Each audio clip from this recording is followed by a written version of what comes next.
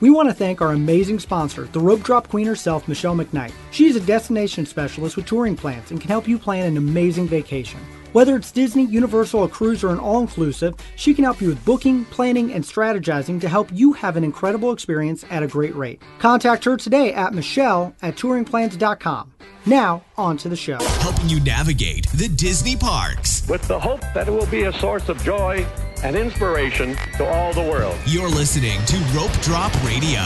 Welcome to another Rope Drop Radio. Derek and Doug talking all things Disney. And Doug, we are doing another round of listener questions today. You never know what they're going to ask. Our favorite episodes. No, it's all sorts of things up and down the board. A lot of cruise questions because, Doug, you just went on a Disney sailing. And then questions all up and down the board, whether it be the parks or even one with Doug involved. So we are going to get to all those and more on this week's episode. Now, the questions that we do answer first are, of course, our Patreons, Doug. That's right. That's right. We like our patrons, and thank you to everyone that is a patron. And we have 2 long-term Patreons that we need to give a shout-out to. No new ones, but we do have some ones that have been around for a few years we want to give a thank you to, and that's Janelle and Jennifer. You guys have been around since pretty much the beginning, so thank you guys so much for asking questions, being able to talk to you guys, whether it be at the parks and everything. So we love our Patreons, and so thank you, ladies, for supporting the show. And Apple Podcast reviews. We need more. We don't have any this week, which makes me cry on the inside. And sometimes those this is only the leak second out. time since we've been doing this that this has happened. So please take a minute if you haven't left a review, write something up, and so we can read it next week. Yeah, I worry, Derek. I worry. I do. Yeah. So thank you in advance for all the reviews. All right. Well, on to a little news because there's a lot of news lately. There is a lot of news. A lot of stuff opening, and it all involves food. Yes, dessert I have one I'm parties. excited for. Oh, you're starting there. Okay. Yeah, I am. Dessert parties coming back on October 3rd, the day I leave, of course. And we can start making reservations for those on 9/17. There's Fairy Tale Fireworks dessert parties. Those are same thing, but reservations for that on 9/18. Harmonious dining packages at Rose and Crown and Spice Road Table. 9/23 is when reservations can be made for those, starting on October 1st when Harmonious starts. That will probably be an important one. So be ready to eat dinner at 3 o'clock in the afternoon at Rose and Crown. And then special viewing for that. And then Steakhouse 71, that is replacing the Wave. Now, originally, they said there was going to be like an Incredibles theme restaurant in there, right? And everybody thought. Kind of freaked out. It's not. It's just the theme is Steakhouse. There's basically steakhouses in the Incredibles, I'm sure. I'm sure of it, but it's got that kind of retro feel in there, and that reservations open up on 9/16, and you can eat on 10/1. And then Space 220. That's the big one. We got a date. So 9/20 to 9/26, that's walk up. Dining reservations can be made on 9/20 for dining on 9/27 and later. It's not complicated at all. Derek, did you have a chance to look at the menu? I have not yet, but I did email your wife to help me get an ADR for a trip coming up. I saw the prices. Prices are expensive. You're going to space and you're paying for it, evidently. It's one of those ones where I'm just like, I'll pay the money. I don't care. I think you're paying for the experience. Now, it's not like Victoria and Albert's expensive or California Grill expensive, but the menu is, to me, like there's a little bit of everything and nothing really crazy, but nothing like. And there's 2 different sets of the menu. There's an a la carte and there's a prefix 3-course thing. And so you're going to have to pick what you want to do. And so look at the menu before you go. Lots of options. I think there's something for everybody, but it's like there's duck confit. Like, so is it French? But then there's like pasta. Is it Italian?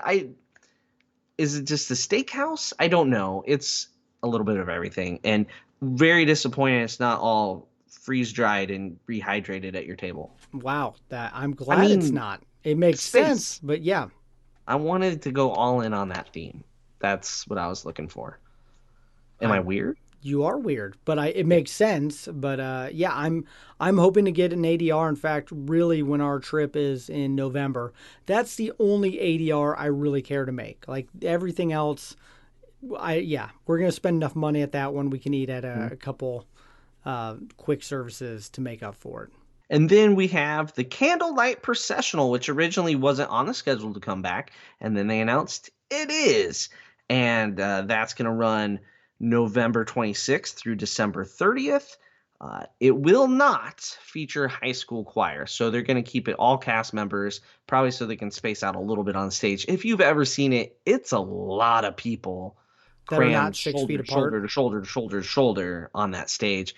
I mean, and you would watch kids pass out. It was, yeah. So it's probably wise not having the high schoolers this year. Maybe that might even be something that continues on, but that way they can assure it's, they said it was all vaccinated people singing.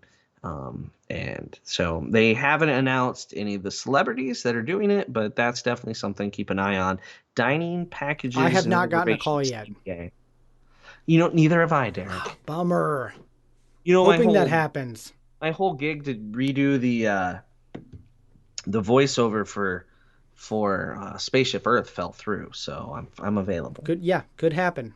Just waiting for that phone call, Disney. That's a little bit of the news, real quick. Any questions from any of that, Derek? No, I'm just excited. I'm really hoping to be able to get an ADR for Space 220. Good luck. Godspeed. Yes. May the force be with you. It's weird, though, that they're going to put another restaurant in Epcot where we have lots of dining options, right? Like between festivals and other sit-downs. And it's the one place that annoys me. Why not build a sit-down restaurant in Galaxy's Edge that was space-themed? Like, this space elevator thing would have made perfect sense there. Absolutely.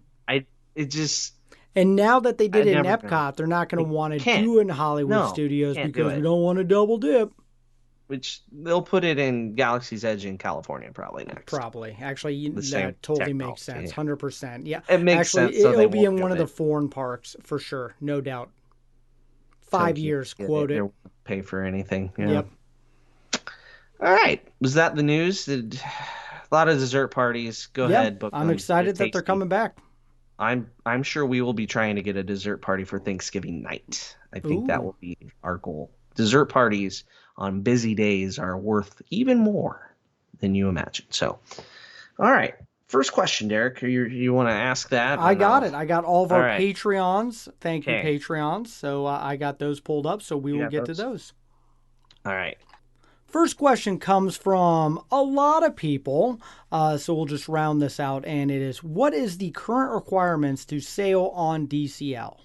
All right, this is an excellent question because it's changing from when Michelle and I sailed to the time we got home, basically, it changed. So while we were sailing, the Bahamas announced that any ship that visited the Bahamas must be fully vaccinated 12 and up. So Disney had to follow suit with the Bahamas.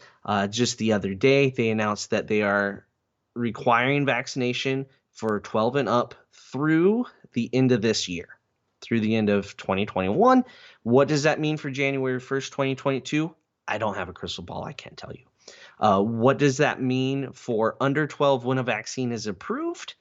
I don't have a crystal ball. I can't tell you. But I will tell you that it's likely. I could see it happening for longer. Maybe not. Who knows?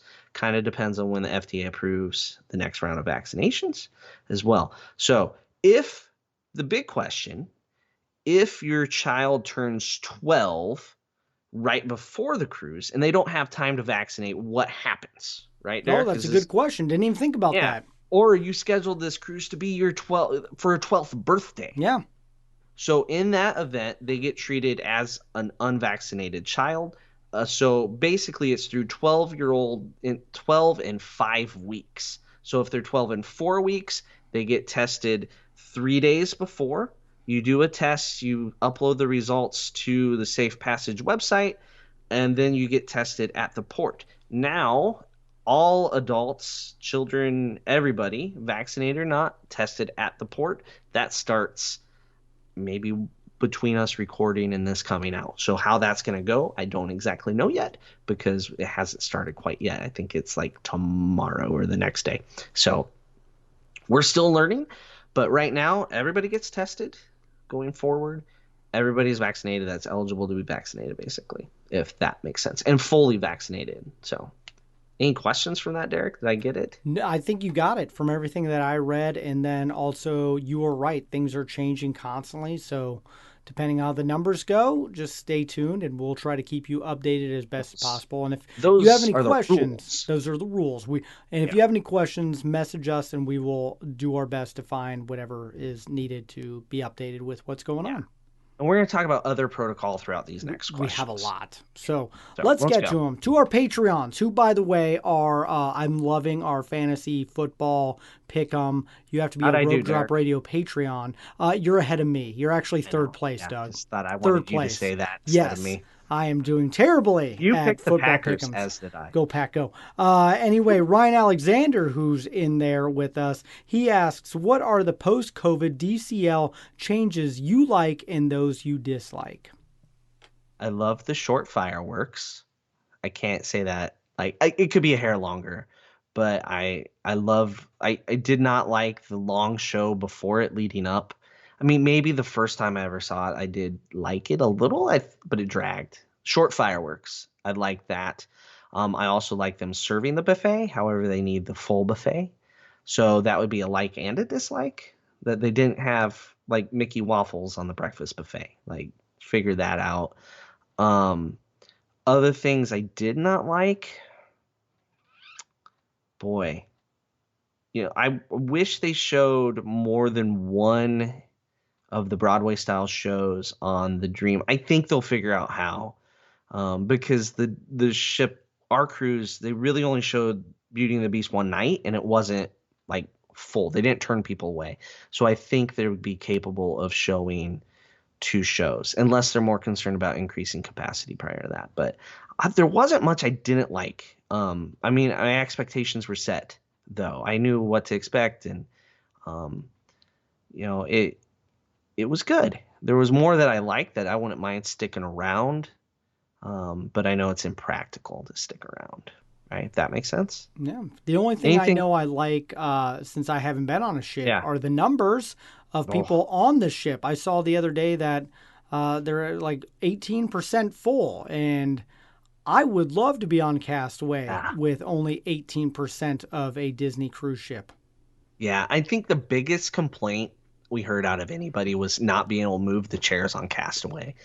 And let's be honest, if that's your biggest complaint, like, I mean, it is nice to move the chair down to the water and sit in the water. However, you can just sit on the sand. I know sand gets into crevices, but it is what it is. There we go. Right. Let's go on. Sarah asks, what are the new timelines for different parts of check-in? Is there any benefit to being platinum anymore? Ooh, Doug, there's a good one for you. So, yeah, right now the pay in full date's way later than when you actually can check in and book your activity. So the only real advantage to platinum right now is you're beating other people to booking activities. So if a certain Palo time is important to you, or Remy time, platinum does still have an advantage there. Your chance of getting a cabana still slim because the concierge snags them all up. However, you got the magic coming back where it's smaller. There is probably more of a chance of getting them as a platinum on that. That's kind of your only platinum advantage right now. I would like to see, and we wrote this on our comment card, platinum automatically be group number 2 or 3, and then everybody else after that. So group 1 was concierge, which I get. I'm not going to argue that. Yeah, pay the money, you get it. Group 2 was if you rode Disney Transportation. So basically, they want, whenever somebody comes on a Disney bus and dumped off, they can get on. They don't want them having to loiter until they're group like 20, right? So that's why the Disney buses are all group 2. It doesn't mean they're getting on ahead of group 3. Group 2 was like 10 people when we were there. So group 3 was where the first mass of people, and that was us. And I would like to see group 3 be exclusively platinum. or group 3 and 4. I would like to see that advantage because right now there's not that. But yeah, the check-in stuff, it's changing as well. I think it's 30 days out. You have to do that, and you put all the stuff in safe passage, and you got to get that done, and you just have to keep checking it. So there you go. All right. Well, Emily Penner writes, for someone who has never been on a cruise with 2 adults, 2 kids, 5 and 10, what would be a good one to do? And I get seasick on sailboats. Do I need to worry on a cruise ship? All right. What ages again? How many 5 people? and 10. And 2 adults, so 2 a party adults. of 4. Yeah, party of 4. A lot easier than a party of 5. I will tell you that, Emily. Disney It's Cruise night and Line's day. not a fan. The parks have gotten way more family of 5 friendly. There's only a couple resorts you can't stay at now, but but the cruise line, yeah, party of 5. It's still more friendly than any other cruise line. But anyway, back to the question. 5 and 10 are great ages for any itinerary. We did, I think, a 7-night, and Claire was 5, and I think that first and second 7-night cruise we did are some of my favorite vacations looking back. We did so many of the family activities together, and those activities can work for a 10-year-old and a 5-year-old. The game shows that they have, the like how well you know your family and that sort of stuff, they're fantastic. Even better if you're in them. So I think any of the cruises, and having a sea day is great. So I would say 4 days to 7. Something like that. 3 days is because you're fitting it in your schedule. If all you can fit in your schedule is 3 days, that's what you do. So we do that a lot because our kids are in way too many things, right? So 4 days to 7 days, they're just glorious. That'd be my recommendation. Destination, I don't think it really matters. Caribbean, Castaway is all good. That's all that matters. That's the big key. I wouldn't worry too much about the destination if you're sailing out of Port Canaveral. It's gonna be good. Did I answer all that question? And seasickness. Oh, seasickness. So sailboats, a lot of people can get sick on those and not get sick on I'm ships. one of them. I don't get sick on the ship, but yeah, sailboat can knock me out. Totally different. I would say, can you read in a moving car? If you can read, no problem. People driving around town like a crazy person, you'll be fine. If you can't read in a car, that's when you should look into getting a scopolamine patch or something like that. I think that's a great way to judge it. I agree with you. So moving on, we have a lot of questions, so we're going to try and rapid fire a lot of these. So Dylan Gamble asks, is there any downtime while on the cruise ships during the day? Are the days full of things to do during sailing, or is there a lot of just hanging out in the rooms? Hope the questions make sense. Never been on a cruise before, let alone any of the Disney ones. So that's a great question. That's a great question. The answer is yes and yes. There's as much downtime as you want. I'm an extrovert. I'm never in the room. Ever. You can be busy the whole time. I think I'm in the room 5 hours. Like, I could honestly sit in the room and watch on-demand video. It was way cooler before Disney Plus, but I could sit by the pool and just watch Funnel Vision and be lazy. However, you could go learn how to fold towels. You could go do crafts, more crafts. You could learn how to draw, like the animation studio thing. You can do how to cook. There's something going on all the time for all ages. And characters to find. Yep. And if that doesn't cut it for you, there's the midship detective agencies on the Fantasy and Dream. And then there's the, water slides. It's what you want. You're never bored. I was never bored. Like this last Disney cruise, I relaxed. There was a stretch where I don't understand that word. I think I fell asleep on deck 4 on a chair outside for weird. About 20 minutes. That Michelle, does not sound relaxing. Michelle just let me. I think she probably wandered off and then came back and was like, hey, wake up. But there's both. It's totally up to you. And there's no right or wrong way to cruise. I was once doing karaoke at like 1 a.m. on a cruise ship. And I'm like, I need to go to bed. We disembark at 7 a.m. This is ridiculous. So, if you want to do something, there's definitely something to do. And the new Wish ship there's going to be even more to do, I think. I will say the Disney ships don't run as late at night as like Royal or Norwegian. You're not being gambling until 4 or 5 in the morning. No, they do kind of shut down. The adult only area will run till about 1, and then it's done. But the kids clubs stay open just as long. So Yep. All right. Ricardo asks, what are the mistakes you were doing on your first DCL cruise and now don't? Ooh, this is a good one, Doug. I don't think I've ever made a mistake. No, I'm joking. We on the first cruise, we bought the photo package and did not take enough photos. Like they have photos set up around the atrium every night with like 3 or 4 different backdrops. Like one's just white. So if you just want a nice picture of your family, you can legitimately get a good picture, and you can do that every night, and it's bound to have 1 or 2 work out where boom, your Christmas card's done, right? And so we didn't take enough of those. I think that was one fail. There's just so many food options on a 3 or 4 night. You're not gonna get them all, but I tried. That was a fail. Mm-hmm. If you know what I mean. I felt that. What about you, Derek? What? We have never done the pirate buffet. Not because we don't want to. It's just like getting kids to bed and back to the room, and one of us getting to the buffet. It's been a major fail. Hard. Both trips that we've done. It's a struggle. We did it successfully. The last couple of cruises we rope dropped that rather than they open it right when the fireworks start. So we just and the cast members looked at us like, "What are you doing? The fireworks start." We're like, "Yeah, we've seen them. We're good." And they did not have it on this last cruise with COVID. So COVID killed the pirate buffet. Plus, I mean, it killed pirate night. There is no pirate night, which I'm fine with. But that was a fail for us. We didn't dress up the first time doing pirate night.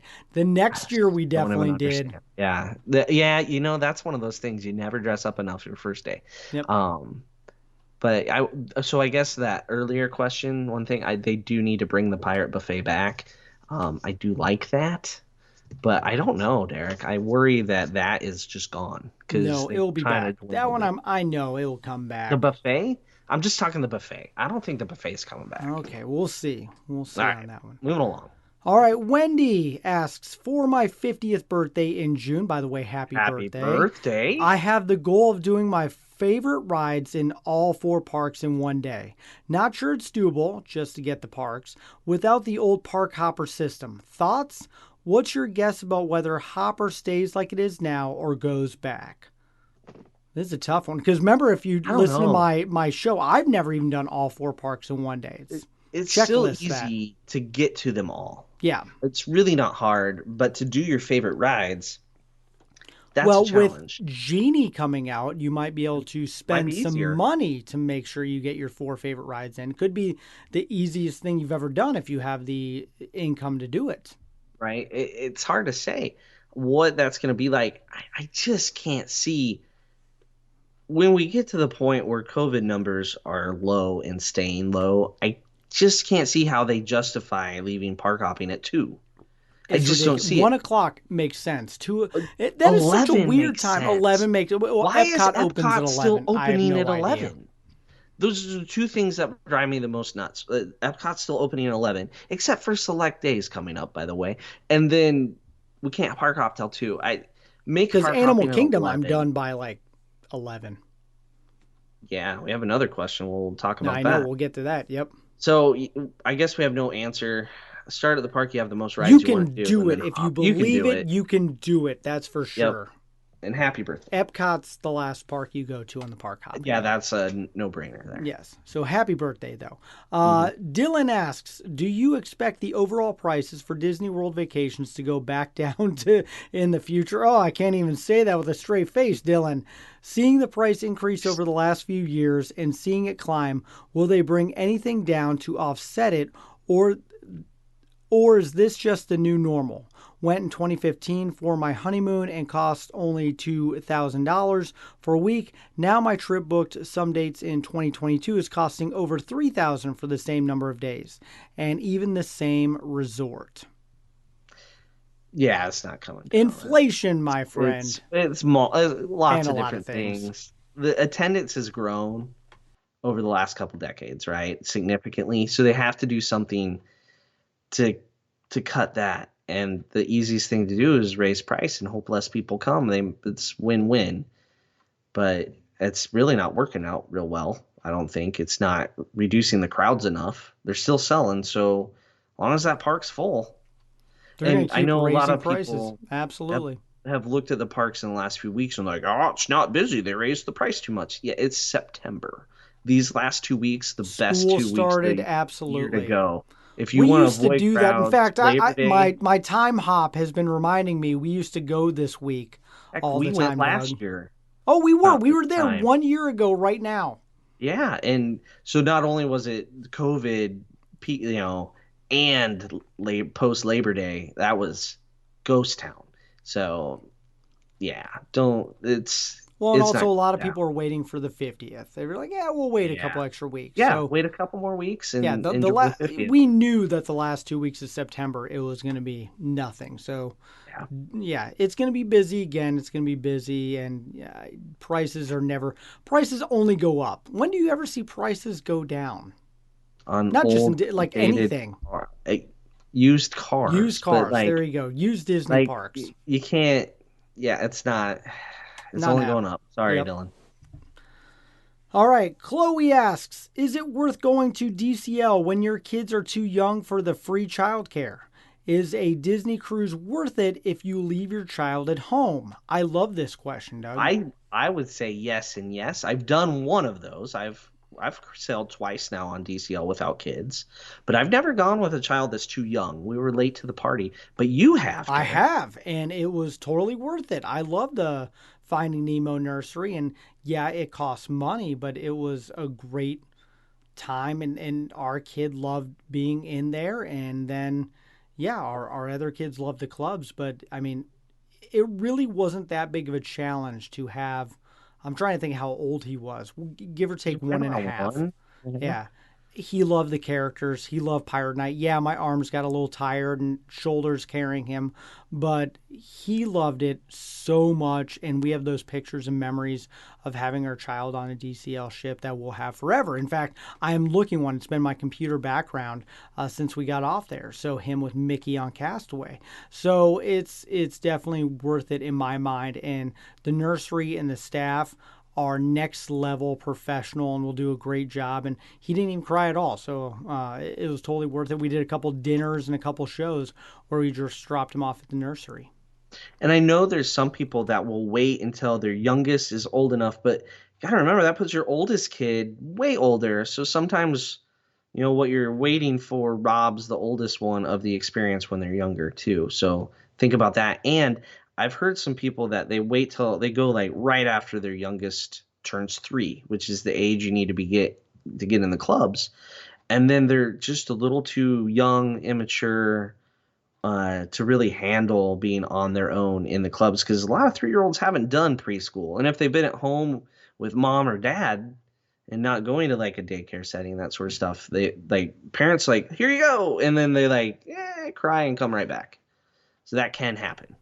Yeah, I think this follows in greatly with Adam's question. He asks, and what is the best age to start taking kids when they can actually get something out of it?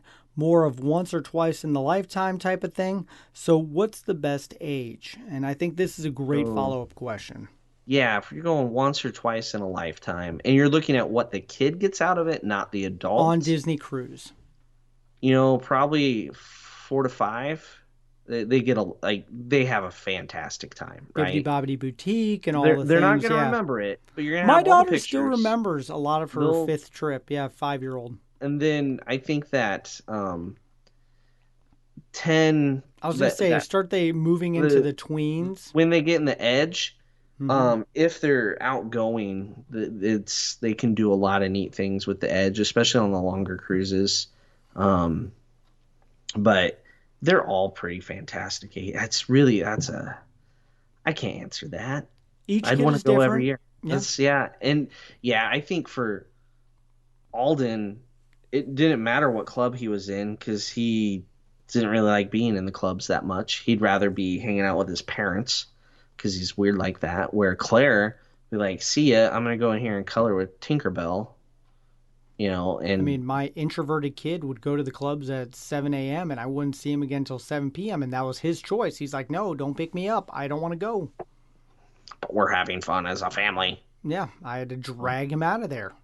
So, Yeah, and we've seen that change too with our kids as they've gotten older. Some like it more and some like it less. So it's hard to say. That's a good question. it is. It is. And who All knows? all Yeah. answers. The best time to go on a Disney cruise is as soon as you can, pending Yeah, when you everything can that's work going it out on. and have it work for your family, that's the best time. All right, here we go. Moving out of Patreon to other people. Other people being back to the mouse. Joe asked, is DCL still offering upgrades at the port? Yes, they are. They will take more money from you if you offer it. There's not just like free upgrades, but you might get a discounted upgrade. Yes, just like before. That's the fastest answer I got. That's a good one. Next question I love. Matt asks, how will Everest closing / refurbishment affect the Animal Kingdom touring in early 2022? It's going to limit my alone time. It's going to be devastating for me. I mean, that's such an e-ticket attraction that we do multiple times. And it's not like it's going down. I've heard it's just, they're upgrading some technology, but they're not. They're not fixing the Yeti, which part of me is really hoping it's all a ploy to fix the Yeti. Just make me a platform. I'll stand there and wave at people like the Yeti as it goes. I'm Yeti-like. They're going to do some motion tracking and some visual effects. So excited for that. But I really do think this is such a shot to Animal Kingdom, where we just talked about earlier on the show. This is a 3-hour park, and you're taking away the second, maybe third best attraction there. And the other news I didn't mention because we knew we'd get to it, they're kind of refurbing, updating Finding Nemo the musical. They didn't give us a date. Nope. To when that's coming back. So until Finding Nemo is back, once you watch Lion King, you're pretty much done. I mean, you could do Tough to Be Bug and the Bird Show yet, but like those aren't must-dos. Especially Tough to Be a Bug with kids. It's scary. And the bird show is outside in the heat, and you're in Birds Florida. are scary. Well, Samantha will never do it. I'm not a big fan of it. But yeah, it's tough that Everest is going down and they don't have anything else to back it up with. Like, that's my thing. If you're gonna take down an e-ticket attraction like that, have a play in the back pocket. Like if you're Hollywood Studios and you're like, hey, we're gonna take down Tower of Terror, we got galaxies. Not that happened, but that's my philosophy. You gotta bring something new to take something away to make better. Well, their idea is, well, Pandora's not brand new, so now is the time. Like, think if they had closed Everest right after they opened Pandora, right? Once you did Pandora, what would you do? And I don't know. There's never a good time for something like Everest to go down, but it's got to. They got to clean up all those hair ties. Oh, they're getting gross. I take a picture of that every now and then. I'll have to see if I have one. We'll post it. So, all right. He also asks, when are character meets coming back, Doug? And I'm thinking the hug, kiss, love character meets, the ones that we know and remember, the ones that Doug hates. When are they going to ever come back, Doug? No idea, Derek. No idea. No one knows. I mean, it could be. I honestly don't even think 6 Disney months? knows. No idea. I think it's all going to depend on COVID spread, and that's who knows. All right. Yeah, that's a tough. I agree. Who knows? All right. If you want an awkward hug with Doug, though, if you see him at the parks, he might take one with you. No. And we get a picture of it. Anyway, Ricardo asks, is Walt Disney World getting more spontaneity friendly? That's a hard word. It is. It's impressive, Ricardo. Spontaneity. That's good job, sir. Yeah, I think so. With 60 days out for dining instead of 180.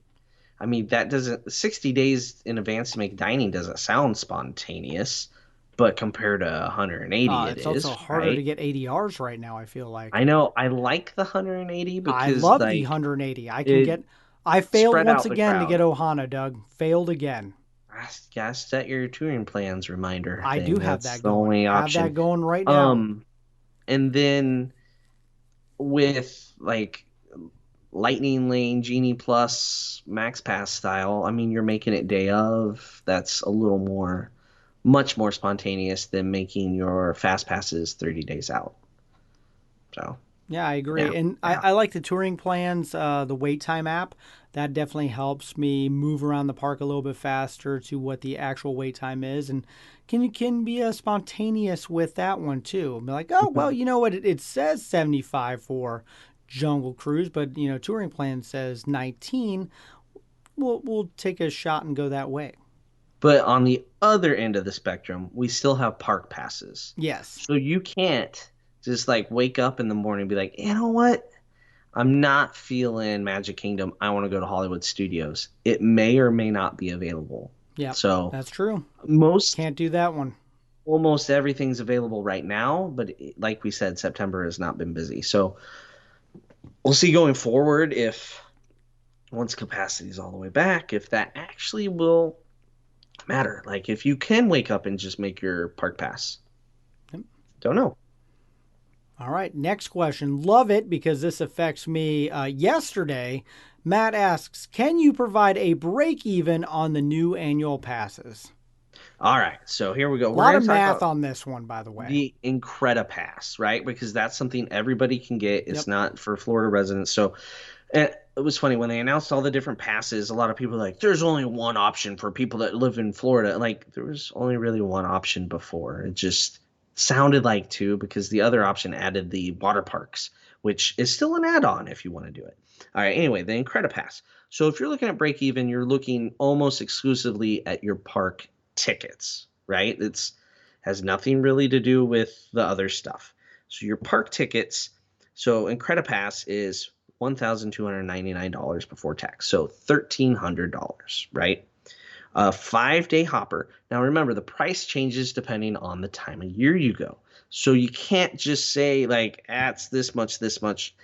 It changes. So for this example, I picked November 10th as my start day because that's kind of coming up. It's not low season. It's not high season. It's just kind of in the middle. So it gives us a nice average. So a 5-day hopper is $600. So if you do 2 5-day trips, 5-day hopper trips, and I use the hopper because you get hopping with the Incredipass, right? So to compare more apples to apples. So that puts you at $1,200 or $100 short. There, I could say you can break even because you get the free parking with the Incredipass, and if you're staying off property, potentially, that free parking helps. If you're staying on property, the free parking doesn't help you at all because you already get that. Or if you're not driving. The other thing is you get 20% off some merchandise, some dining, 10% off some dining. So you can save up to $100 especially if you're doing 10 park days. And if you're eating at some sit-down meals. When you say that's safe to say that's kind of the break even if you're looking at discounts. I hate to use discounts to do the break even though necessarily, right, Derek? It does, but those discounts can add up, especially with some of the dining. And I always take that like if that $100 at the end, you're like $100, the discounts will make up for that, and that's how I've always looked at it. Now, where the discounts won't make up for it, right? This is one person. So we're a family of 5. If you have to buy 5 annual passes, then your discount doesn't, because you're already going to get with one Incredipass, you get the discount for all 5. There's a reason why I've been the only one with an annual pass in my family for most of the last 5 years. So there is some advantage there, some wiggle room. The tricky thing about that is if you book a resort package, everybody on the package has to have the same park ticket, right? So if you only have one annual pass. So what we have done in the past when we just did the adults with the annual pass is we booked a resort package with a 10-day hopper, even though we were only there 5. And then like once we got into the park, you go to your first day, you go to guest services, and you can upgrade to that annual pass. I've done that before. So that's one way. If you just want one person, or you just want one person to get the annual pass, you get the park ticket you want, and then the one person upgrades Because say that one person's coming back for like a rope drop radio trip. That What? Yeah. Yeah, so that makes sense, and then that one person can get the dining discounts and the merchandise discounts. Mm-hmm. But the tricky thing is the merchandise discounts can get you in trouble because that's how you end up spending more. You're like, we get 20% off. Keep buying. What? That has never, ever, always happened to me. All right, let's look at some other day combinations. So say you have a 2-day trip, right, and like an 8-day trip. Do you think that's gonna? So we did two 5 days, kind of was just barely the break even. So we're gonna do a 2-day trip and an 8-day trip. So a 2-day trip is 343, an 8-day trip is 670. So you're not breaking even, but it's the same number of days. Yep. So the 5 Disney day, math. right? So this is why the math gets tricky. A 10-day ticket alone is 706. So if you're going for just a one long trip, definitely not worth it to get an annual pass. No. Doing 2 longer trips of 5 days plus, then the math starts to check out. A 6-day ticket is 618, so you're still counting on discounts to get to your discount to the savings. Where you actually finally truly break even is 2 7-day tickets at 637. Or you could do 3 4-day tickets and you break even. Or I'm 3 3-day tickets you break even. Right? 463 for a 3-day topper. So yeah, you'd break even there and some change. 3 2-day tickets, no, not going to happen. But the 3 3 days or 2 5 days, a true break even is 2 7 days. There you go. There you go. I got my Math. kids' annual passes, which I would have never thought I would have done, Doug. Welcome. I Welcome, know. Derek. Welcome to a new club. So we did ours pretty simple. We have a 4-day trip. We have a 5-day trip in March. With 4-day in November, 5 days in March, and then we were like, and we were getting close to the break even, and this is kind of what it got us, is we're going to be down on the Disney Wish in August, and we usually, like to go to the parks a day before, a day after too, and we're like, well, the break even would be one pretty much day at the parks, and so it's like, we're going to do that anyway, and so that was pretty much gave us the break even number that we wanted, and then also when you have annual passes for everyone, it's like, maybe we can squeeze an extra trip in. Really, once you get past that break-even point, you're that rope drop radio really trip that you and I had last September, I was on like day 16 by then. Right? And if you add up all your 4 and 5 day trips, park admission is super expensive. And the folks out in California that would go for like 1 day here, 1 day there, boy, they really learned how their lifestyle was crazy expensive without an annual pass. Notice no one really complained about the price of the annual pass out in California. Okay, some people definitely complain because the prices, everybody's going to complain. But when you look at what people were spending for 1 day and 2 day tickets, they're like, oh, please give me the annual pass back. So there you go, break even. All right. Well, and Doug and I will probably have annual passes just a part of our taxes for the rest of our life. That's just part of breaking even when you do this show. Yep. Just comes out of the bank account.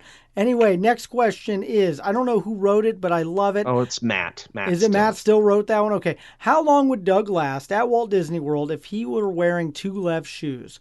Would he even make it to park entrance? Now, if you don't know, Doug had 2 left shoes accidentally on a DCL trip.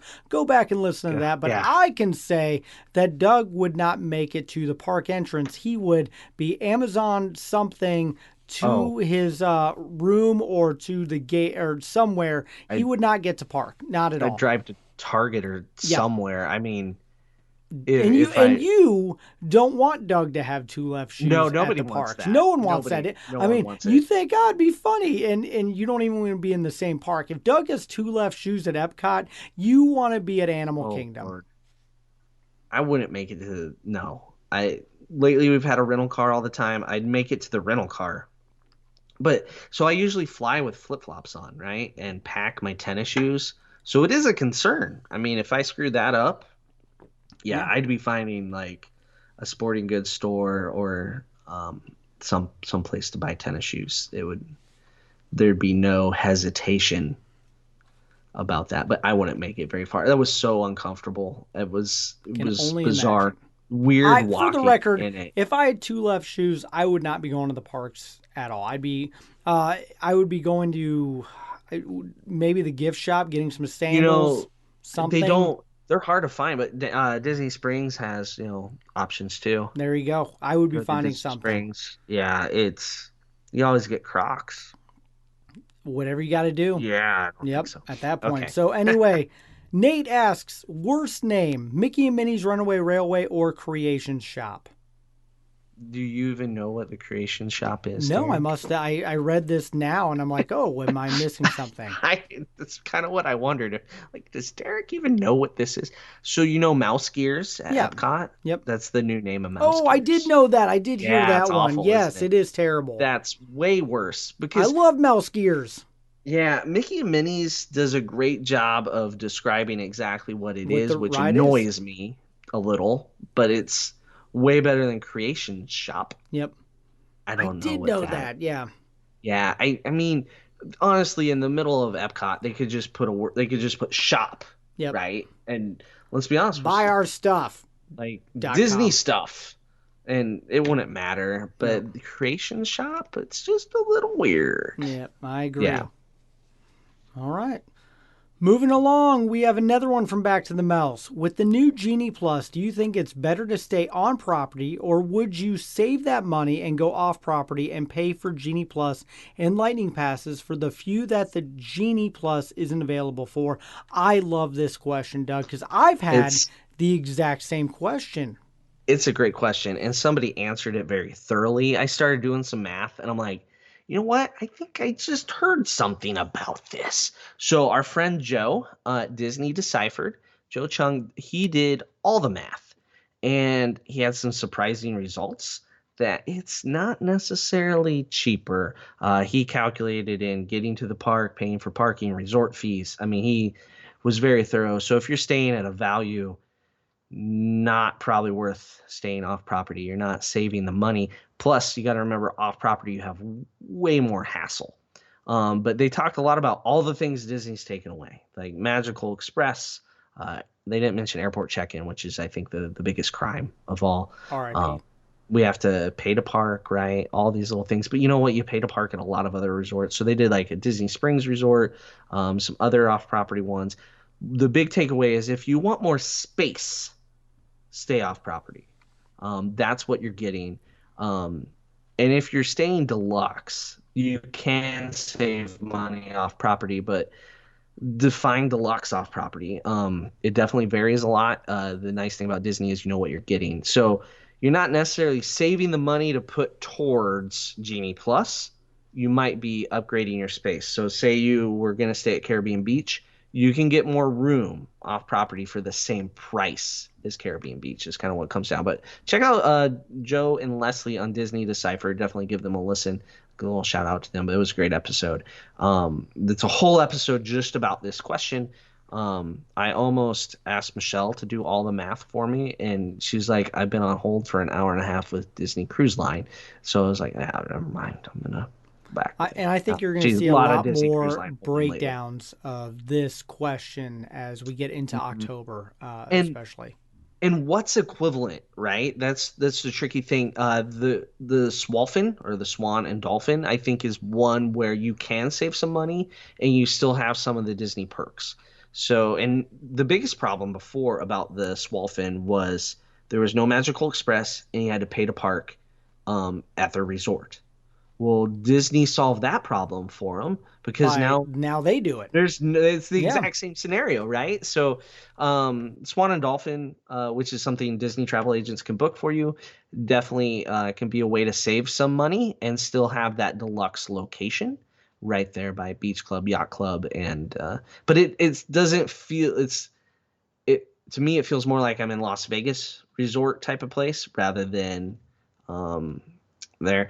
Rather than Disney. The other thing Michelle mentioned as far as saving money resort wise, there are some places at Universal that are very inexpensive, and you know that you're getting Universal level service and the cleanliness of it, because you go off property in Florida, there's hit and miss. Yep. So it's something nice about the peace of mind of staying at Disney, but Universal too. So their values are actually very inexpensive. She said she's had several people that stay their whole trip at Universal and commute to Disney for their 4 park days there. Grant, you don't get the early entry, which is huge if you're a rope dropper, huge. But in the future you can do Genie, but that's one that you don't have to worry about some of the intangibles, but you got to pay to get to Universal too. I mean, Disney's not doing anything new. Everybody else has been doing it. So the rental car game is big. Right now, the rental cars are cheap for October, not cheap for November. So hopefully November will go down in price. Is that a short enough answer or long? We could do a whole show on this one, right? Sure. I mean, I saw it and I wanted to. I'm like, well, Disney Deciphered did a whole show. Just give them a listen. Let them know we sent you. All right. Bobby asks, question, breakfast spots in each park always seem to be a challenge. Any advice? Yes, Bobby. You eat mini donuts and Diet Mountain Dew like Doug and then go to the park. That's his solution. You eat before you get to the park. I don't know what you're talking about. Why is there breakfast in a park? Derek, where do you like to eat in the Magic Kingdom?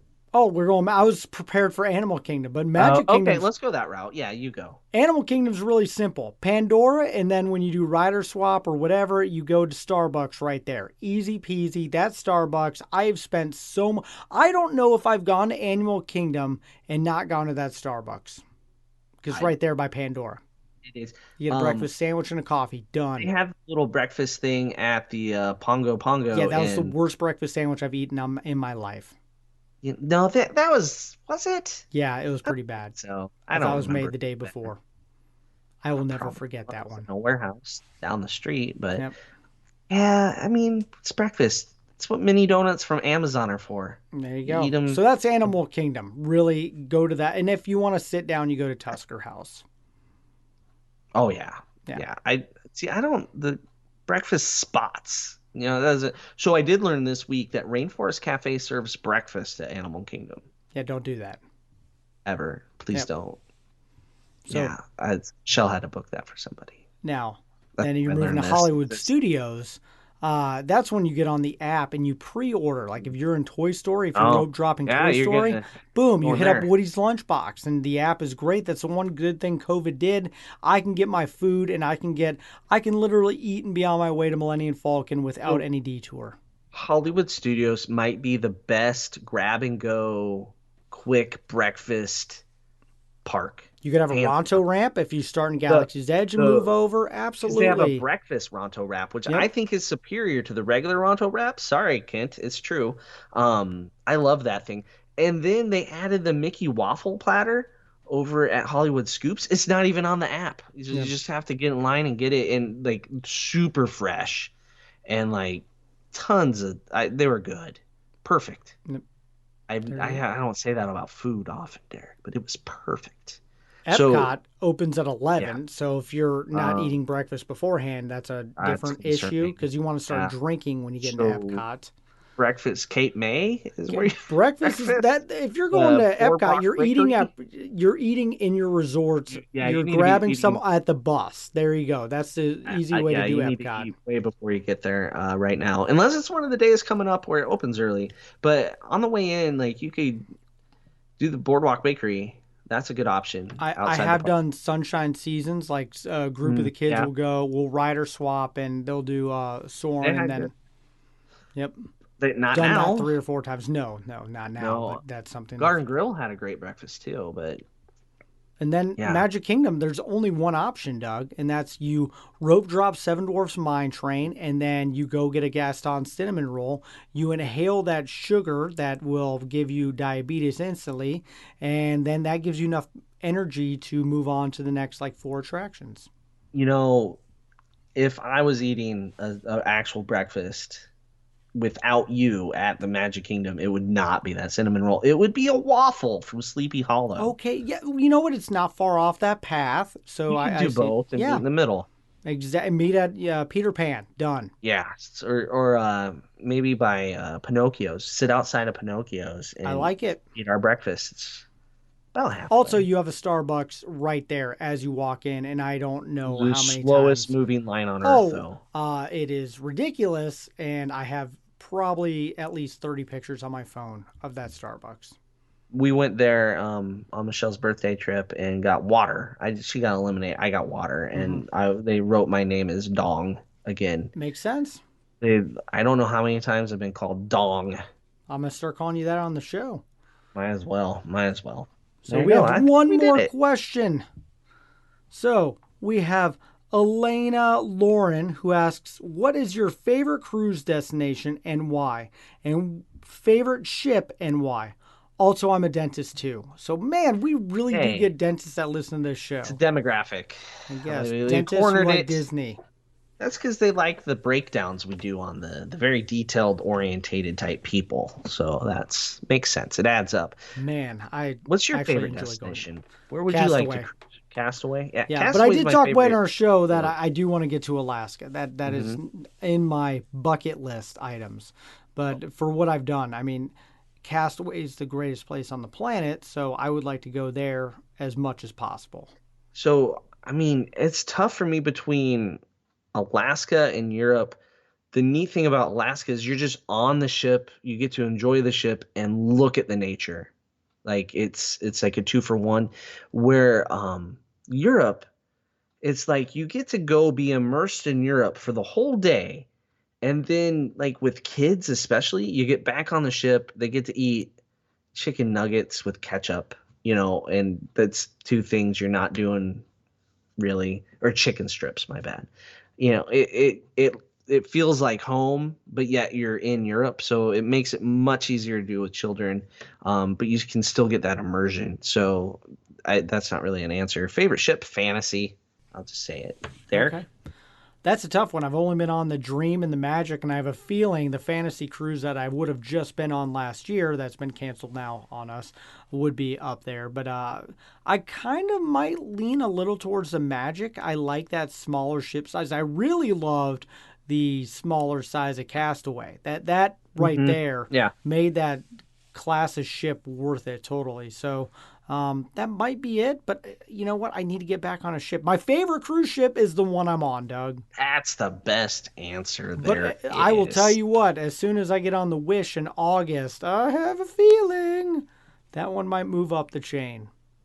No, I doubt it. Brand new ship, all doesn't new look tech, fancy at all. now fancy things, Marvel, and all sorts of shenanigans. Oh, I can't wait for the Marvel dining. I'm excited about that. Yeah. Just looking forward to the dining so much. So there you go. I think that's it. That is all of our questions. A lot of great ones that we have answered. And of course, if you have any follow-up or we missed something, send us a message at Rope Drop Radio on all the things, and we will get back to you with whatever answers that we may have. Hopefully we got everything correct.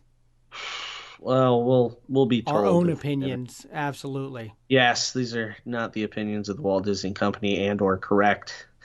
Two all the time. Guys talking Disney answers. So there you go. That is it. Thank you guys mostly for leaving us questions. We love answering them. These are our favorite episodes to do. So thank you again. Problem is, we don't have any reviews to talk about next week. So if you have a minute, leave a review on wherever you're listening to this, and Doug will read that or butcher your name next week on the show.